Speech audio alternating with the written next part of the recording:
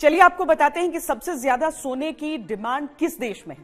Metals focus world gold council के 2026 के अब तक के आंकड़ों के अनुसार सबसे अधिक 85 टन डिमांड चीन में है। भारत 66 टन के साथ नंबर 2 पर है। अमेरिका में 13 टन, सऊदी अरब में 13 टन, तुर्की में 7 टन, रूस में 7 टन, मिस्र, ईरान, हांगकांग, यूएई सभी में 5 टन की मांग है और दक्षिण कोरिया में 2026 की पहली तिमाही तक 4 टन सोने की डिमांड रही।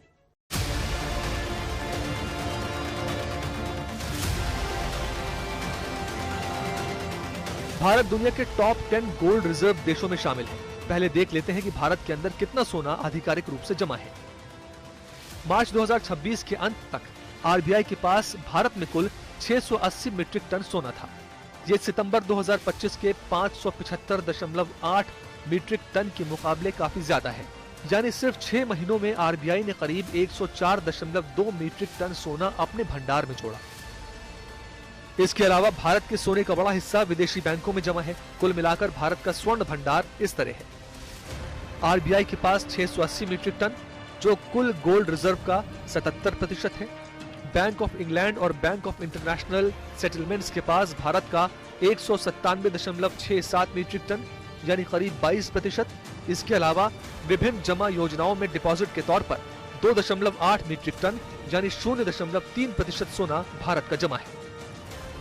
विदेशों में गोल्ड रिजर्व रखने के पीछे भी कई कारण होते हैं।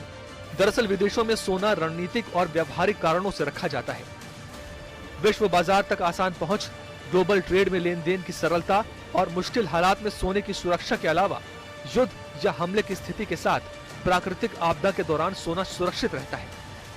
आरबीआई ने बीते 3 सालों में कई टन सोना विदेशों से निकालकर भारत की तिजोरी में वापस जमा किया है। आने वाले समय में दुनिया में बढ़ती अनिश्चितता के कारण संभवतः ये कदम उठाए जा रहे हैं। इसी क्रम में भारत की 140 करोड़ जनता से सोना न खरीदने की अपील है, ताकि देश किसी भी मुश्किल हालात से निपटने में सक्षम रहे।